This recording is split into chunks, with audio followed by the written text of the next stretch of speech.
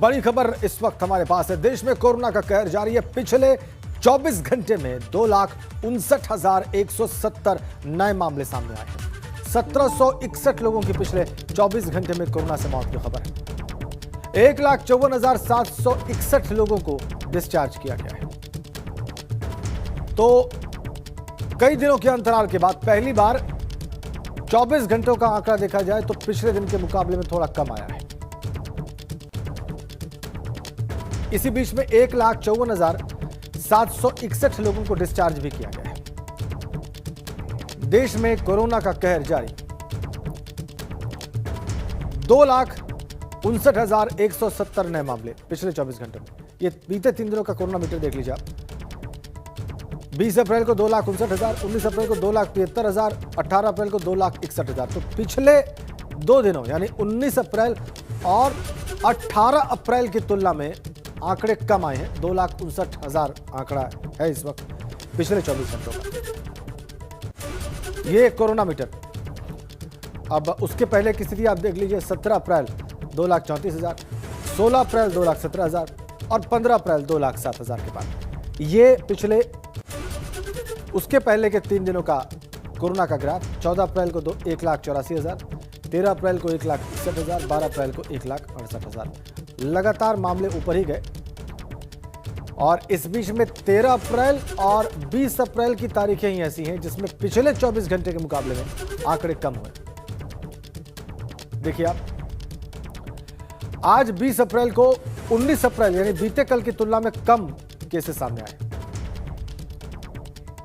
विवेक त्रिपाठी हमारे सहयोगी लखनऊ से इस वक्त हमारे साथ सीधा कनेक्ट है। विवेक का अभी मैं देश के आंकड़े 24 घंटे के दर्शकों को बता रहा हूं और ये भी मैंने बताया अभी कि किस तरह से पिछले 24 घंटे का जो आंकड़ा है 2,59,000 के पार, वो उसके ठीक पहले के 24 घंटे के आंकड़ों के मुकाबले में कम है, क्योंकि वो आंकड़ा 2,73,000 से ज्यादा था। क्या आपको उत्तर प्रदेश का आंकड़ा पता चल पाया है पिछले 24 घंटों का?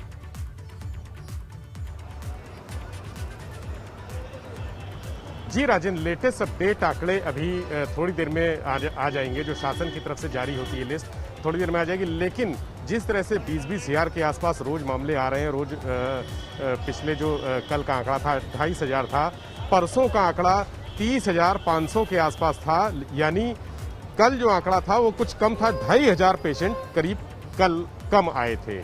लेकिन ये 2,500 पेशेंट जो यूपी में कम आए थे उसकी तुलना में लखनऊ में 500 पेशेंट बढ़े भी थे। लखनऊ का जो आंकड़ा आया है वो लगातार बढ़ता हुआ है। अगर प्रदेश में एक दिन में कुछ आंकड़े कम हुए हैं तो लखनऊ में उसी दौरान आंकड़े बढ़े भी हैं। ये आंकड़ों का जो सिलसिला है ये ऊपर नीचे लगातार ग्राफ ऊपर नीचे हो रहा है। और इसको लेकर जो डॉक्टर हैं उनका कहना है कि इसको आंकड़ों को लेकर किसी निष्कर्ष पे नहीं पहुंचा जा सकता है कि कोरोना कम हो रहा है या ज्यादा हो रहा है। जो स्थितियां बनी हुई हैं, लगातार बनी हुई हैं। आप देखिए, हम कैमरामैन पंकज निगम से कहेंगे कि आपको तस्वीरें दिखाएं। इस समय हम आलमबाग अंतर्राज्यीय बस अड्डे पे खड़े हैं और किस तरह से मारामारी मची हुई है। आंकड़ों को देखकर ही लोग इतने दहशत में हैं कि वो लगातार बसों की तरफ अपने जो प्रवासी हैं लोग भाग भाग के अपने घर को जा रहे हैं और बसों में मारामारी मची हुई है। अब देखिए ये स्थिति है, ये सोशल डिस्टेंसिंग, फिजिकल डिस्टेंसिंग की आप स्थिति देख रहे हैं। किस तरह से लोग एक दूसरे पर चढ़े जा रहे हैं। ये स्थिति ये कल आंकड़े बढ़ाएगी। तो आंकड़ों में जो अधिकारी कह रहे हैं, मंत्री कह रहे हैं कि आंकड़े कम हैं, वो अपनी पीठ थपथपा जरूर रहे हैं। लेकिन जो स्थितियां हैं ये आंकड़े अब कल अगर ये चेकअप कराएंगे लोग तो इसमें से एक भी अगर पॉजिटिव होगा तो कम से कम सैकड़ों हजारों लोग पॉजिटिव होंगे, पॉजिटिव निकलेंगे। ये स्थितियां हैं। तो ये आंकड़े एक दिन में अगर घट सकते हैं तो ये जो नज़ारा आप देख रहे हैं वो अगले 2 घंटे में 4 गुना बढ़ भी सकते हैं। ये स्थितियां आंकड़ों की है।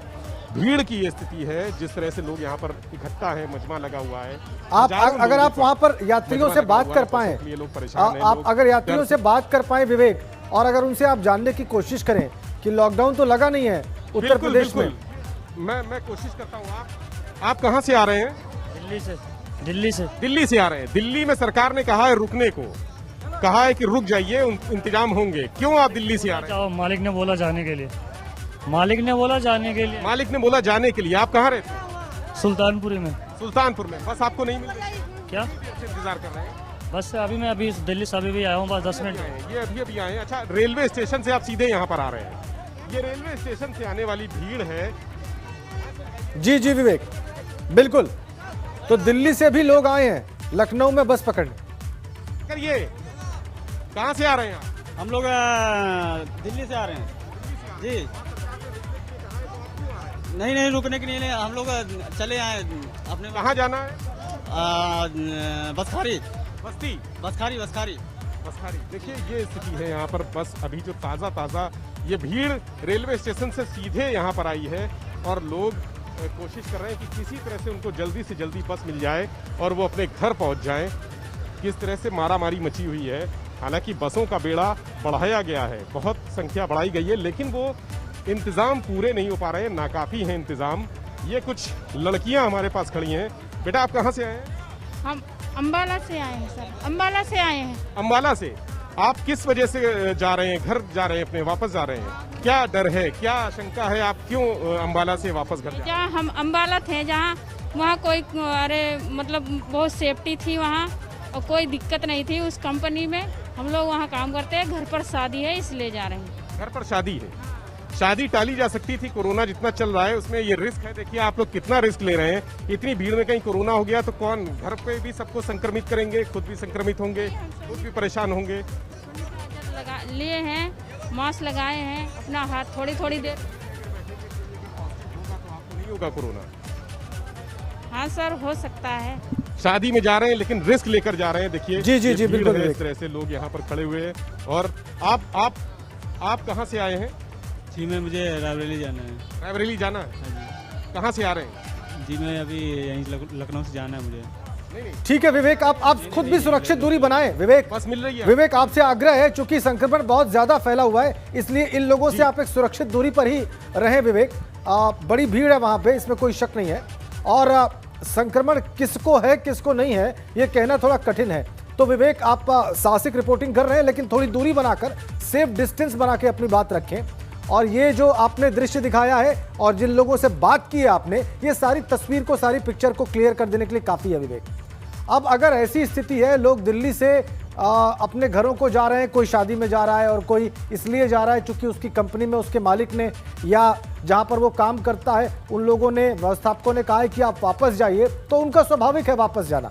विवेक, ऐसी स्थितियां बन सकती हैं आगे भी, तो क्या इसकी व्यवस्थाएं की गई हैं? क्या उस हिसाब से ट्रांसपोर्ट अवेलेबल कराया जा रहा है प्रदेश सरकार की ओर से?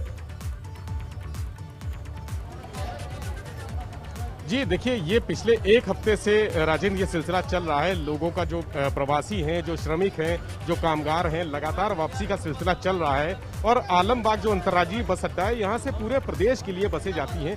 ज़्यादातर जो पूर्वांचल का हिस्सा है, गोरखपुर है, वाराणसी है, जौनपुर है, मऊ है, देवरिया है, आजमगढ़ है, रायबरेली, प्रतापगढ़ और फैजाबाद, अयोध्या, यहाँ पर जो सवारियाँ हैं ज़्यादा आती हैं यहाँ पे। और पिछले कई दिनों से लगातार बसों का बेड़ा बढ़ाया गया है।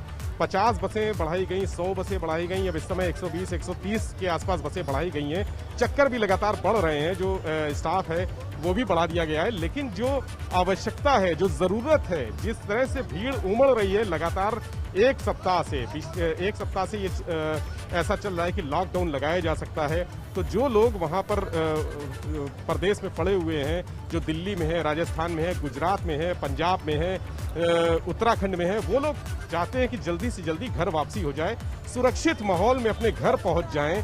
क्योंकि कोई भी ये नहीं चाहता है कि पिछले साल आपने देखा लॉकडाउन में क्या स्थितियां हुई थी।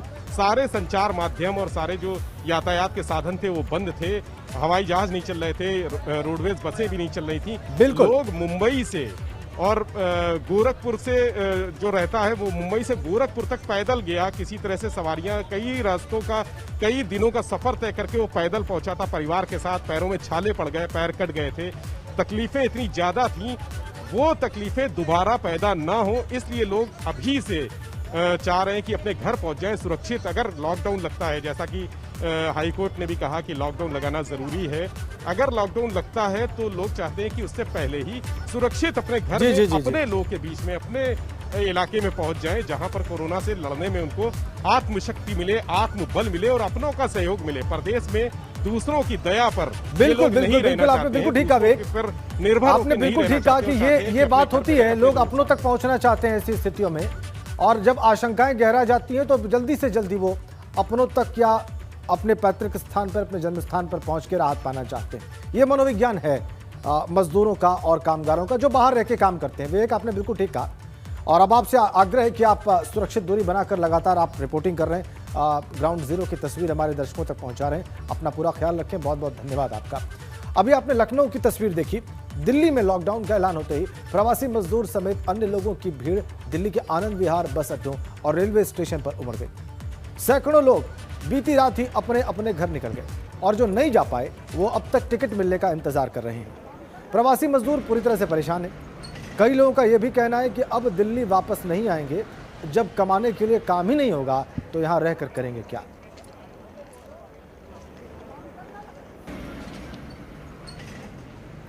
ये देखिए आप तस्वीरें दिल्ली की। लोग साधनों का इंतजार कर रहे हैं दिल्ली छोड़कर अपने घर जाने के लिए।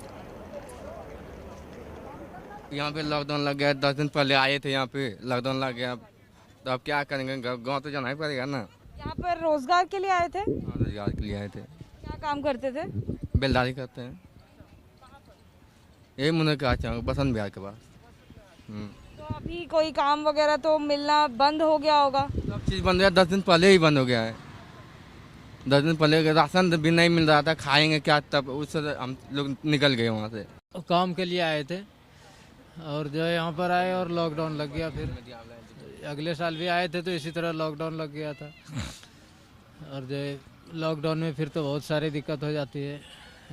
अभी जैसे कि बस भी नहीं मिल रहा था, ऑटो से आए हम लोग वापस। आप दिल्ली क्यों आएंगे, यहाँ पर काम ही नहीं चलता है, लॉकडाउन ही लॉकडाउन चल रहा है, आने से क्या फ़ायदा है यहाँ पे। निर्मला। निर्मला जी कहाँ की रहने वाली हैं? भागलपुर की। तो भागलपुर की रहने वाली हैं, दिल्ली में कब से रह रही थी, क्या काम कर रही थी? साल भर से बेलदारी कर रहे हैं। बेलदारी कर रही थी। बच्चे आप ही के हैं? बच्चा मेरे है। तो सारे बच्चों को लेकर और आप, ये सारा सामान भी आप ही का है? और है मेरा जेठ का भी है, जेठ जेठानी है, सब जेठ जेठानी भी है। तो लॉकडाउन से दिल्ली में आए प्रवासी मजदूर परेशान हो रहे हैं। लोगों का कहना है कि जब खाना खाने के ही पैसे नहीं होंगे तो यहाँ रुक कर क्या करेंगे। और वहीं ये भी देखने को मिल रहा है कि किस तरह पलायन करते लोग जहाँ 200 रुपए में अपने घर पहुँच जाते थे, उन्हें 4 से 6 हज़ार रुपये तक देने पड़ रहे हैं। और गरीब मजदूर लॉकडाउन के डर से उसका भी इंतजाम कर रहे हैं। कोई सरकार की कमियों को गिना रहा है और कोई ये कि इतनी भीड़ में कोरोना नहीं है। लॉकडाउन पड़ चुका है 1 हफ्ते के लिए। सोमवार से पहले लॉकडाउन खुलेगा नहीं। पहले 2 दिन का लॉकडाउन लगाया, हम लोग दिक्कत में आ गए। खाना अपने घर में बना रहे हैं, कहाँ तक बनाएंगे भाई। हम लोग लेबर टाइप के लोग हैं भाई। हमारा जैकेट का एक्सपोर्ट होता है भाई यहाँ पे, तो हमारा 2 दिन तो हमने झेल लिया। अब ये 7 दिन कौन झेलेगा। अब हम ये 6 बजे से बैठे हुए हैं यहाँ पे। ये दौर फिर से वही वाला आ गया। यहाँ अलीगढ़ ये यहाँ 200 रुपए में जाने वाले 3-3, 4-4 हज़ार रुपए पर बंदा ले रहे हैं। ये अननेसेसरी पैसे लिए जा रहे हैं। बिल्कुल 2500 रुपए क्यों कह रहे कोरोना। अब नहीं होगा कोरोना। क्या अगर कोरोना भी है तो अगर लॉकडाउन था तो ये छतों पे पब्लिक क्यों है। मैं लक्ष्मी नगर में जॉब करता हूँ। अब ये हुआ, मुझे अपने घर जाना था। ये मेरी जेब में पैसे पड़े हैं कुछ, जो भी हो, ये 2200-2300 रुपए जो भी इकट्ठा किया मैंने। अब मैं 200 रुपए में अपने घर पहुंच जाता था। इस 200 रुपए में अपने घर पहुंच जाता था। आज मुझसे 4000 रुपए मांगे जा रहे हैं। अब बताइए हम कैसे जाएं। गरीब आदमी, मजदूर आदमी, ये कमा के इकट्ठा किया, इसके लिए अपना घर छोड़ कर आए, कैसे जाएं। तो दिल्ली में जो कर्फ्यू लगा है, जो लॉकडाउन लगा है, उसको लेकर दिल्ली पुलिस कमिश्नर अपनी तैयारियों के बारे में बता रहे हैं। देखिए।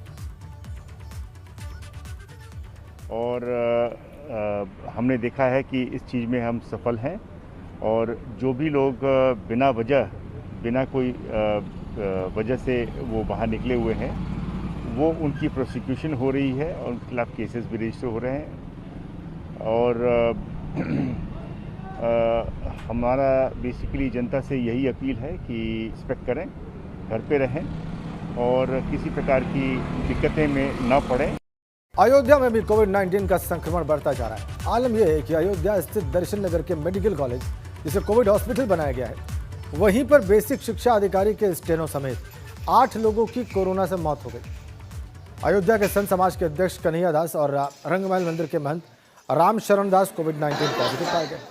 उनका इलाज चल रहा है और यही कारण है कि राम जन्मभूमि मंदिर समेत अयोध्या के सभी बड़े मंदिरों के कपाट दर्शनार्थियों के लिए बंद कर दिए।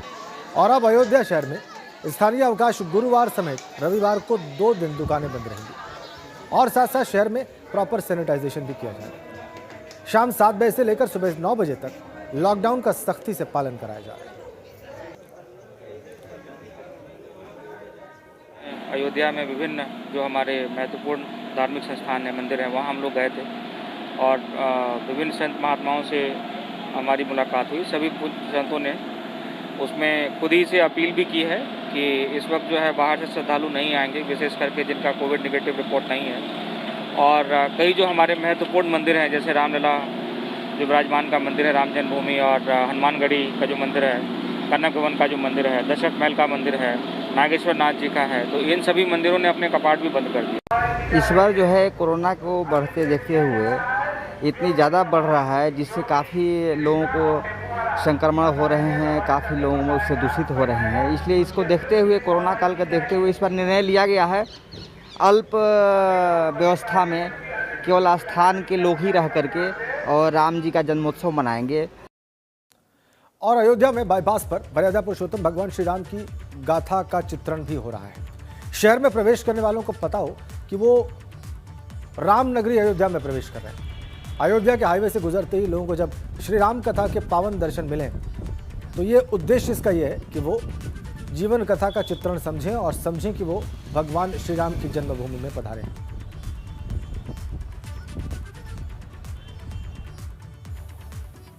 ये उद्देश्य है कि जैसे प्रवेश होते हुए जो लोग आए उनको पता चले कि ये राम जन्मभूमि, राम के चित्रों का जो भी वर्णन है हमारे बाल कांड से लेकर उत्तरकांड तक, ये हमें पता चले कि हम राम के स्थल पे आए हैं, अयोध्या नगरी में प्रवेश कर चुके हैं। और यही चीज़ हम पेंटिंग द्वारा पूरा दिखाना चाहते हैं, बनास की पूरी टीम। ये उद्देश्य है कि और कन्नौज में कोरोना संकट के बीच एक वीडियो वायरल हो रहा है। वीडियो के आधार पर दावा किया जा रहा है कि कन्नौज के राजकीय मेडिकल कॉलेज में इलाज के दौरान ऑक्सीजन खत्म हो गई और उसकी वजह से तरफ के मरीज ने दम तोड़ दिया। हालांकि एबीपी गंगा इस वीडियो की पुष्टि नहीं करता।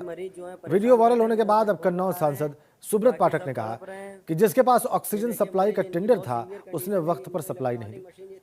मंत्री जी से इस बाबत बात हो गई और जल्दी ही ऑक्सीजन की सप्लाई को सुचारू रूप से पूरा किया जाएगा। यहाँ हम एक बार फिर से इस बात को साफ कर दें कि एबीपी गंगा इस वीडियो की पुष्टि नहीं करता।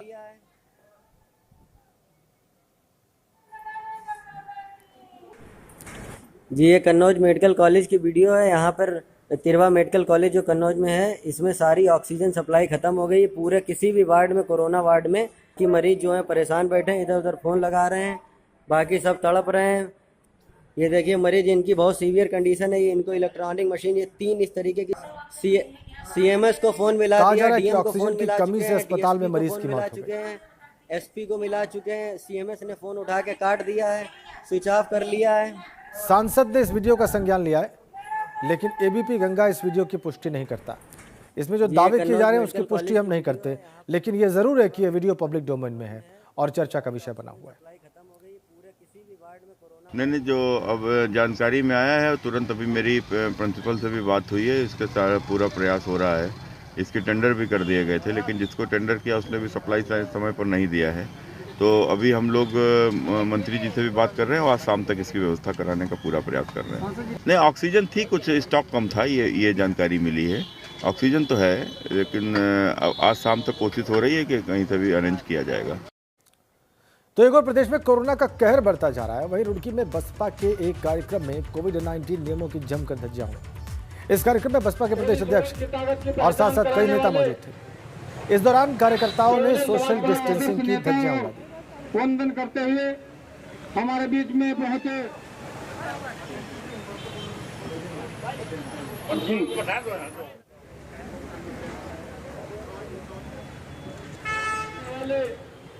तेरी सोच की ताकत की पहचान कराने वाले। और अब आपको एक तस्वीर दिखाते हैं जो जोशीमठ से आई है।